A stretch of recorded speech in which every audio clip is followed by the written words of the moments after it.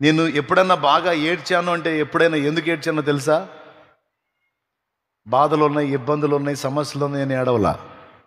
లేకపోతే నాకు ఇవ్వు ఇవ్వు అని ఏడవలా. ఎవడో ఏదో అన్నాడు అని ఏడవలా. ఎప్పుడైనా నేను ఎక్కువ ఏడ్చింది దేనికోసం తెలుసా? నిన్ను ఈ విధంగా బాధ పెట్టాను, ఈ విధంగా బాధ పెట్టాను, ఈ విధంగా అభ్యంతర పెట్టాను, ఈ విధంగా నీ దుఃఖానికి కారణమయ్యాను, నిన్ను బాధ పెట్టానని ఆయనను అభ్యంతరపరిచిన ఘట్టాలను తలుచుకొని విపరీతంగా ఏడ్చుకున్నా. ఆయన్ని బాధ పెట్టిన ఘట్టాలను బట్టి నేను ఏడ్చాను తప్ప నేను భౌతికంగా అనుభవించే బాధలను బట్టి ఏడవలా. ఎందుకంటే అవన్నీ నాకు ముఖ్యం కాదు. అవన్నీ ఆయన చూసుకుంటాడు. నేను ఆయన్ని జాగ్రత్తగా చూసుకోవాలి. నేను ఎంతమందికి అర్థమవుతున్నాయో, ఎంతమంది హృదయంలోకి వెళ్తున్నాయో నాకైతే తెలియదు. నీకు అర్థమైతే ఒకసారి చేతులు ఎత్తి చెప్పండి, నాకు అర్థమవుతుంది అన్నయ్య. అంతే. నీ నిరీక్షణ నిన్ను సిగ్గుపరచదు. ఏం కృంగిపోవద్దు. కొంతమంది యథార్థ హృదయులై దేవుణ్ణి ప్రేమించి సేవిస్తా ఆయన కార్యాల కొరకు ఓపికగా కనిపెట్టుకుని ఆయనకి వెళ్ళి చూస్తున్నారు. డోంట్ వరీ, శ్రేష్టమైన దాన్ని పొందుతావు. నువ్వు శ్రేష్టమైన దాన్ని పొందుతావు, శ్రేష్టమైన దాన్ని పొందుతావు. దాచిపెట్టి ఉంచుతాడు నీకు. నమ్మదగిన దేవుడు. మీరు నిజంగా ఆత్మ సంబంధులైతే, నిజంగా దేవుని ఆత్మకార్యాలు ఎరిగిన వాళ్ళైతే, నిజంగా పరలోక రాజ్య పౌరులే అయితే, నిజంగా నాకు ఈ లోకరాజ్యం గొప్ప కాదు, ఈ లోకంలో మనుషుల మాటలు నాకు ఎక్కువ కాదు, నాకు ఆ లోకమే ఎక్కువ అని నువ్వు అనుకుంటే, ఇది మొదలుకొని ఇక చింత, దుఃఖం, వేదన వదిలే ఆయన్ని సన్నుతించి, ఆయనలో ఆనందించి, ఆయన విశ్రాంతిలో ఉండు. గుర్తుపెట్టుకో, నువ్వు అనవసర విషయాలను, ఈ సంగతులు ఆ సంగతులు ఇవి ఇవి అవి అని నువ్వు బాధపడి దేవుణ్ణి బాధ పెట్టవాకు.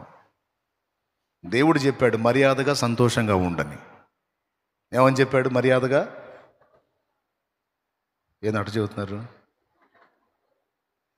మర్యాదగా అంతే. అవసరమైతే 2 కొట్టి కూడా సంతోషించి అంటాడు.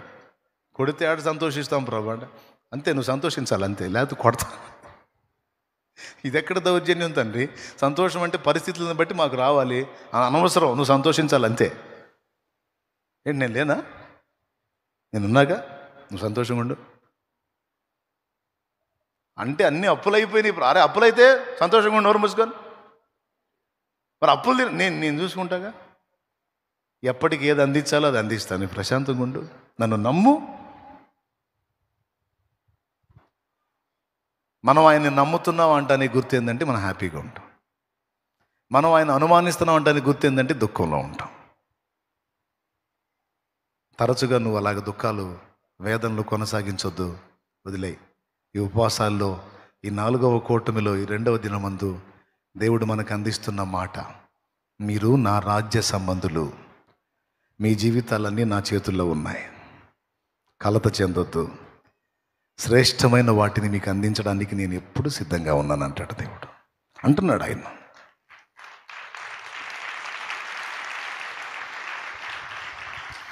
ఎక్కడ వినుకొండ అవతల పోయి దేవులాడా. మీటింగ్స్, కోటాలకి స్థలం వినుకొండ అవతల, దాదాపు 100 కిలోమీటర్ల అవతలకి పోయా. ఫారెస్ట్ అదంతా. అక్కడ రేటు తక్కువ వచ్చిందని పోయా. అసలు ఆడికి ఎవరు వస్తారు? నా విశ్వాసం, అడవిలోకైనా వస్తారు, ఆయన తీసుకొస్తాడని. దేవునికి మహిమ. పోయి ఆ కొండలమ్మడి తిరుగుతా పక్కన ఏళ్ళతో చెప్తా ఉన్నారే, మనం ఏడ తిరుగుతున్నాం కానీ ఆయన నమ్మదగినోడురా, అక్కడే దాచిపెడతాడురా, మనకి ఆడే ఉంటుందిరా, ఎక్కడో దాచిపెట్టి ఉంచుతాడురా. ఆ సమయం వచ్చిందాక మనకు అర్థం కానీడు, ఆ సమయం వచ్చినప్పుడు మనకు అర్థమైద్దిరా, అక్కడే ఉంచుతాడురా అనుకుంటా తిరిగా. నిజంగా 100 కిలోమీటర్లు ఎక్కడ, 6 కిలోమీటర్లు ఎక్కడ? సిద్ధపరిచాడా లేదా?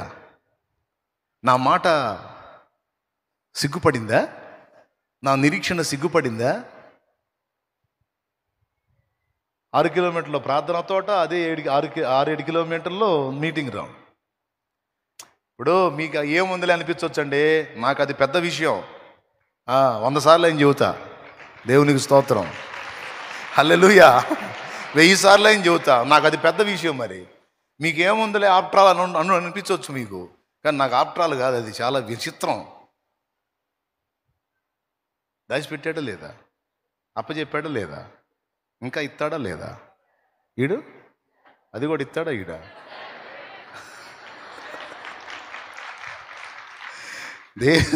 దేవునికి మహిమ. అది అంతే, అట్లా ఉంటాయి. చూడు ఎంత దూరం. ఇందాక ఓపెన్ అయింది ఒక షెడ్డు, సేవకుల తరబీదు కోసం సిద్ధపరిచిన షెడ్. అది ప్రార్థన తోటలో. రేపు కూటమయ్యాక చూసిపోండి. దేవునికి మహిమ. నీకు కూడా దాచిపెట్టి ఉంచుతాడు తమ్ముడా.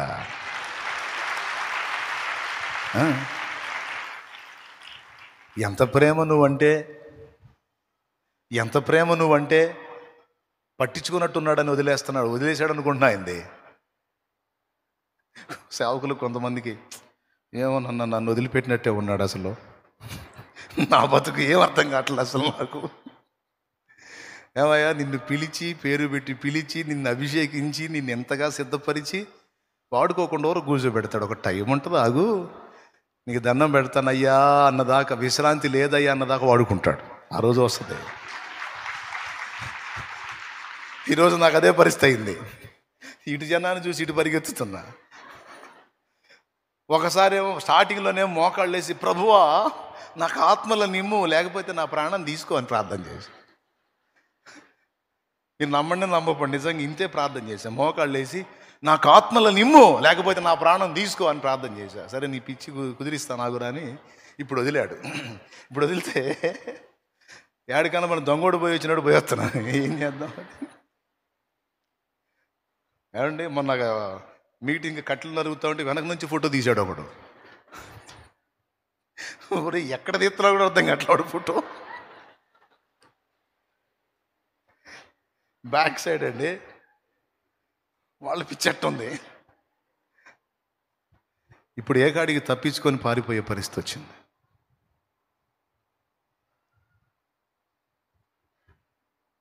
ఎందుకు ఈ విషయాలు చెబుతున్నాను మీకు అర్థమైంది కదా. నా దేవుడు నమ్మదగినవాడు. ఎటు పోవాలో కూడా తెలియట్లే. దొంగళ్ళలో తిరుగుతున్నా మఫ్టీ డ్రెస్ వేసుకొని, అయినా గుర్తుపడుతున్నారు. నాకు అర్థం కావట్లా. నేను అడుగుతున్నా కొంతమందిని, అసలు నేను ఈ అవతారం వేసా కదా, ఎట్టు గుర్తుపట్టా అంటే, అన్నావు నువ్వు అడుగు తిరుగున్నా గుర్తుపడతా అన్నాడు. దేవునికి స్తోత్రం. నువ్వు ఎన్ని గెటప్పులు వేసినా నీ స్ట్రక్చర్ ఐడియా ఉంటుందన్నా మాకు. నువ్వు అటు తిరుగున్నా సరే నిన్ను గుర్తుపడతాం మేము. నన్ను బాగా పట్టించేది పిల్లలు పట్టిస్తారు. ఎక్కడున్నా సరే, అడ్డుగో చాలేమన్నా వచ్చాడు అడ్డుగో అని చెప్పి, అమ్మో వాళ్ళ కళ్ళు మామూలు కళ్ళు కాదు, అట్టిస్తాడు. ఆగి ఆగి ఆగి ఆయన వాడుకోవటం మొదలు పెడితే ఇక చాలయ్య అన్న దాకుంటుంది ఆయన కార్యం. నమ్మితే స్తోత్రం చెప్పు. నీకు కూడా ఏమండి, మన దేవుణ్ణి బట్టి ఆ మాత్రం చెప్పుకోలేమా? అంత మాత్రం నమ్మలేమా? ఆయన పిడికిలు విప్పి ఇస్తే దాచడానికి కూడా నీకు స్థలం దొరకదు. అంత పెద్ద పిడికిలు అయింది. అధైర్యపడద్దు, దిగులు పడద్దు. సంతోషంగా ఉంటారా లేదా? మర్యాదగా నవ్వండి. దేవునికి స్తోత్రం. హల్లెలూయా. ఏడు మొఖాలు తీసేయండి. కళ్ళకళ్ళకళ్ళాడుతుండాలా. మనకు అప్పులు ఇచ్చినోడు కూడా మైండ్ పోవాలా. ఇదేంద్ర ఈడికి ఇచ్చి నేను దిగులుగా తిరుగుతున్నా, ఈడే ఇగిలించుకుంటా తిరుగుతున్నా. దేవునికి స్తోత్రం కలుగును గాక. ఈడికి ఇచ్చి నేను నిద్ర మాత్రలు మింగుతున్నా, ఈడేమో ఆనందంగా తిరుగుతున్నాడు. నేను చెప్పే జోక్ నిజంగా అంతే ఉండాలి. హ్యాపీ, క్రీస్తు యేసునందు సంతోషం. చేయడా దేవుడి కార్యం? ఎంతమందికి విశ్వాసం ఉంది? మరి నిలబడతారా? కూటమి అయిపోగానే మళ్ళీ అట్లా పెడతారా? ఉసురు ముఖం పెడతారా? అరే నేను ముఖం ఫీలింగ్ పెట్టినప్పుడు చూపిస్తే భలే ఉంటుందిరా, అప్పుడు చూపించరా. మన వాళ్ళ ముఖాలు నేను పెడతాను అప్పుడప్పుడు. లోపలేమో బయటికి కోటం అయిపోయి పెట్టను, అయ్యో అయ్యో నేను ఇప్పటిదాకా వాక్యం విని ఏడు ముఖం పెట్టు అని గద్దిస్తే చేస్తాడులే, ఏసై చేస్తాడులే. కృంగిపోవద్దు, కలత చెందొద్దు. ఆయన తలుపుల్లో నువ్వు ఉన్నావు. ప్రాణం పెట్టాడు నీకోసం. ప్రాణం పెట్టినోడు చేయడా? తప్పకుండా చేస్తాడు. లే, మోకాళ్ళ మీదకి రా.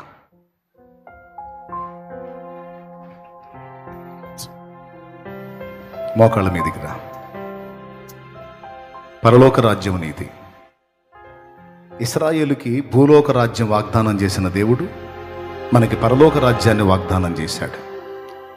పరలోక రాజ్యం ఒక్కటే ఇస్తానల్లా, పరలోక రాజ్యంతో పాటు భూమి మీద మన మనుగడకు కావాల్సినవన్నిటినీ కూడా దేవుడు ఇస్తానని వాగ్దానం చేశాడు. ఏం తిందుమో, ఏం తాగుదామో, ఏంది నా గతిని ఆలోచించొద్దు. నీకు కావలసినవన్నీ నేను సిద్ధపరిచాను. ఒకటొకటిగా ఒకటొకటిగా ఒకటొకటిగా ఒకటొకటిగా తగిన కాలం మంది అన్నీ నీ చేతికి వస్తాయి. నువ్వు నన్ను మహింపరుస్తావు. ఈరోజు కన్నీళ్లతో ఉన్నావు, ఆనాడు ఆనంద బాష్పాలతో నన్ను మహింపరుస్తావని నా ప్రభు మాట్లాడుతున్నాడు. ఇది నేను అనుభవించి చెప్తున్న విషయం.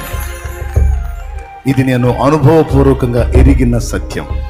ప్రార్థన చేద్దాం. నా తండ్రి, ఈరోజు నా గుండెల్లో ఉన్న భయాన్ని తొలగించి గొప్ప ధైర్యాన్ని, గొప్ప ఆదరణని, గొప్ప విశ్వాసాన్ని, అలాగే నా దృష్టి పరలోక రాజ్యం వైపు మళ్లించి నీవు తలవై ఉండి నా సమస్త సంగతులు వింటున్నావని, సమస్త సంగతులు నువ్వే ఆలోచిస్తున్నావని, నాకు కావలసిన సమస్త సంగతులు సిద్ధపరుస్తున్నావని స్పష్టంగా నాతో మాట్లాడి నన్ను ధైర్యపరిచి నా గుండెను ఆదరించావు. నిజమే, నేను దుఃఖపడ్డది నిజం, భయపడ్డది నిజం, కలత చెందింది నిజం, మనుషుల మాటలను తలుచుకొని కుమిలి ఏడ్చింది నిజం. ఈరోజు నేను ఆదరణ పొందాను. నేను తప్పకుండా నీ రాజ్యం వైపే దృష్టి పెడతాను. యేసయ్య, నీ వైపే దృష్టి పెడతాను. పరిశుద్ధాత్ముడా, నువ్వు మమ్మల్ని యేసు పోలికలోనికి మార్చడానికి వచ్చావు. తెలుసుకున్నాను. యేసు వలె ఆలోచించడానికి, యేసు వలె ప్రవర్తించడానికి, అన్ని విషయాలలో యేసు వలె ఉండడానికి నా వంతు నేను ఎదగడానికి సిద్ధపడుతుండగా నాకు సహాయం చేసి నన్ను ఎదుగుదలలోనికి నడిపించు. కృతజ్ఞతలు చెల్లిస్తున్నా. నీ మాటల చేత నా గుండె బరువును దించినందుకు వందనాలు, ధైర్యపరిచినందుకు వందనాలు, స్వస్థపరిచినందుకు వందనాలు, సంతోషాన్ని ఇచ్చినందుకు స్తోత్రాలు, నా కళ్ళు వెలిగించినందుకు స్తోత్రాలు. ఓ, నన్ను వాడుకుంటానని వాగ్దానం చేసినందుకు వందనాలు. ఓ, విస్తారమైన కార్యములు చేయబోతున్నానని వాగ్దానం చేసినందుకు వందనాలు. నేను నీకు దాచి ఉంచాను అని చెప్పింది నీకు వందనాలు, వందనాలు, వందనాలు. చెప్పిన మాటను బట్టి నీకు వందనాలు. నీవు నా రెక్కల నీడలో ఉన్నావని చెప్పినందుకు వందనాలు. ఓ, నాకు సిద్ధపరిచినందుకు నీకు స్తోత్రాలు. నీ బలీయమైన కార్యాలు చేయబోతున్నందుకు నీకు వందనాలు. ఓ, నా సిగ్గుని తొలగించి నా తలను ఎత్తుతున్నందుకు నీకు స్తోత్రాలు చెల్లిస్తున్నాను. నీకు వందనాలు, వందనాలు, వందనాలు, కృతజ్ఞతలు. మళ్ళొక్కసారి నన్ను ధైర్యపరిచావు, నా బిడ్డల్ని ధైర్యపరిచావు. దేవా, ఈ వాగ్దానం కోసం కాచుకొని ఉండగా మమ్మల్ని బలపరిచినందుకు వందనాలు. ఎక్కడన్నా నిన్ను బాధ పెడుతున్నామేమో, ఎక్కడన్నా నిన్ను అభ్యంతరపరుస్తున్నామేమో, ఎక్కడన్నా నువ్వు నొచ్చుకునే విధంగా ప్రవర్తిస్తున్నామేమో, మమ్మల్ని క్షమించు, క్షమించు. నీ రక్తముతో కడుగు. మాకు నీ సంతోషమే కావాలి, మాకు నీ ఆనందమే కావాలి, మాకు నీ నెమ్మదే కావాలి. దేవా, నీవు నీవు నీవు నీవు మమ్మల్ని బట్టి ఆనందపడాలి, మమ్మల్ని బట్టి నీవు నెమ్మదిగా ఉండాలి, కలత చెందకూడదు. ప్రభువా, నీకు స్తోత్రాలు చెల్లిస్తున్నా. తెలిసి తెలియక ఇంతవరకు పిచ్చిగా ప్రవర్తించి ఉంటే మన్నించు. అనవసరంగా దుఃఖపడి ఉంటే క్షమించు. అన్యజనుల్లాగా వాటి కోసం వీటి కోసం విచారపడి ఉంటే మన్నించు. ఇక నేను నీ బిడ్డగా నిలుస్తాను, గెలుస్తాను. నీకు వందనాలు చెల్లిస్తాను. యేసుక్రీస్తు నామములో నేను మహిమపరచుకుంటున్నాను తండ్రి. ఆమేన్.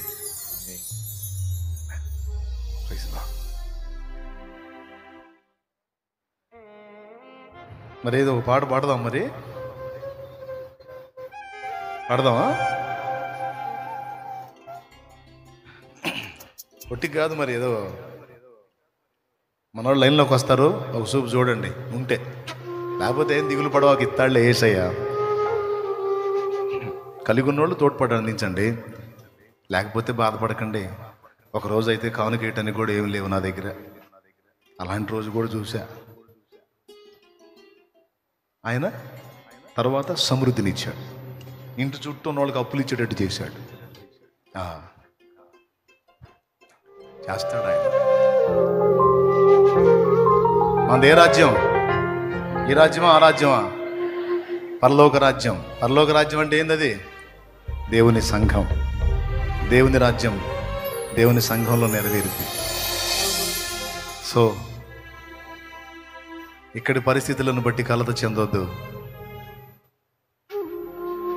ఇక్కడవన్నీ మనకు అనుమతించబడేవన్నీ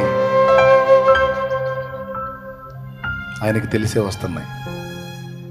మనం శరీరం మాత్రమే, మన తల ఆయన. మనకు కావాల్సిన దాన్ని వెతికేది ఆయన. మన గురించి చింతించేది తలే, మన గురించి ఆలోచించేది తలే. ఆయనే ఆలోచిస్తాడు. యాకోబుకి ఏం కావాలో వెతికి చూశాడు, ఆలోచించి సిద్ధపరిచాడు. అబ్రహాంకి ఏం కావాలో సిద్ధపరిచాడు. ఇస్సాకుకి జల్లగల ఊటలున్న బావిలు దొరికితే దుర్మార్గులు వాటిని మూసేస్తే మళ్ళీ ఎక్కడ తవ్వితే అక్కడ నీళ్ళు వచ్చేటట్టు చేసి తన దాసుని నూరంతల పంట పండేటట్టు చేశాడు. యోసేపుని అనుక్షణం శోధనలు వేదనలు తరిమితే అటన్నిటి గుండా తీసుకెళ్లి చివరికి సింహాసనం ఎక్కించాడు. తరమబడ్డ మోషేని ఇశ్రాయేలు జనాంగానికి నాయకుడిగా నియమించాడు. గానుగు చాటున గోధుమలను దుళ్ళగొట్టుకుంటున్న భయస్థుడైన గిద్యోన్ని పరాక్రమశాలిగా చేసి గొప్ప జయ జీవితాన్ని ఇచ్చాడు. మన గురించి ఆలోచిస్తాడండి దేవుడు. దొక్కటి నమ్మండి, మన గురించి ఆలోచిస్తాడు ఆయన. నీ గురించి నువ్వు కూడా కొన్నిసార్లు ఆలోచించుకో. నువ్వు నా అనుకున్న వాళ్ళు కూడా ఆలోచించరు, కానీ ఆయన ఆలోచిస్తాడు. చాలా సీరియస్గా ఆలోచిస్తాడు. నమ్మితే మనశ్శాంతిగా బతుకుతావు. నిజమది, నా ధైర్యం అదే. ఇన్ని సంవత్సరాల నా ప్రయాణంలో ఎన్నో ఎదురు దెబ్బలు మామూలుగా, అన్నిట్లో కూడా తిప్పుకొని నిలబడటానికి కారణం ఆయన ఉన్నాడు, ఆయన చూస్తున్నాడు, ఆయనే నా గురించి ఆలోచిస్తాడు. ఒక కొలికి ఆయనే వేస్తాడు. సియోనుకే నా ఓడ పయనం ఆగదు ఏ చోట,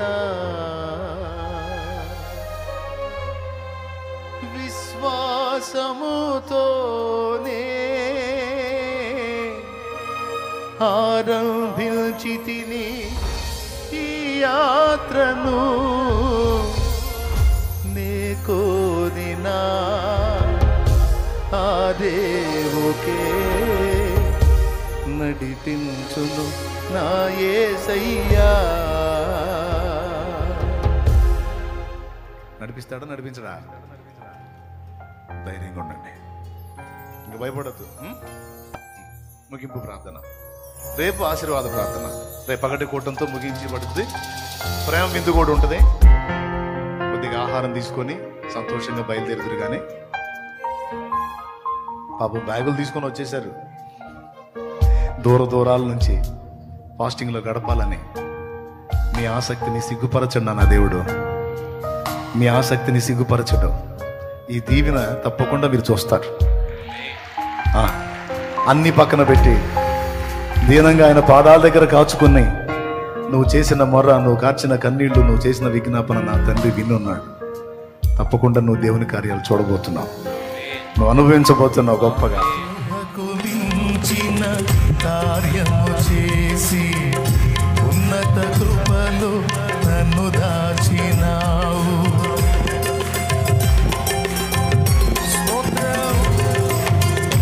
ఊహకు మించిన కార్యము చేసి ఉన్నత కృపలు నన్ను దాచినావు.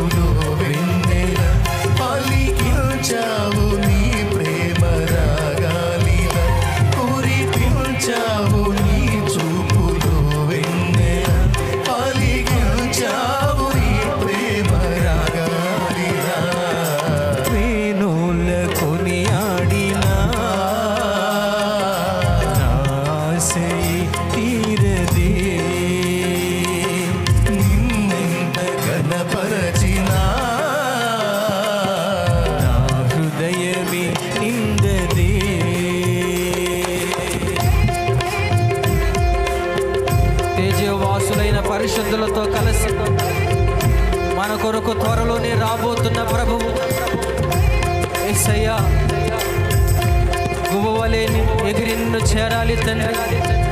నీ కొరకు జ్యోతి వలె ప్రకాశించాలి. నీ పరిశుద్ధాత్మతో నన్ను నింపు తండ్రి. ఎంత స్తుతించినా తక్కువేనయ్యా, ఎంత ఆరాధించినా తక్కువేనయ్యా. నీకు కృతజ్ఞతాస్తుతులు ప్రభువా.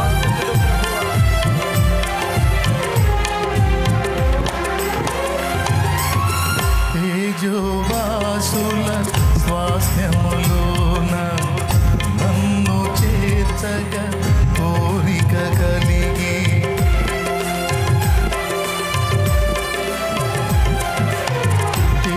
తేజోవాసుల స్వాస్థ్యములోన నన్ను చేర్చగా కోరిక కలిగి దూతల గణముతో మేఘము పైన దూతల గణముతో మేఘము పైన త్వరలో రానై ఉన్నావు రాజుల రాజా నీరా కడనే రాజుల రాజా నీరా కడనే స్మరించి తపించి నే కాచుకుంటిని హల్లెలూయా యేసయ్యా నిన్ను చేరాలి నేనెగిరి ఆగువల నీకై వెలగాలి ఆనింగిలో తారల నిన్ను చేరాలి నేనెగిరి ఆగువల నీకై వెలగాలి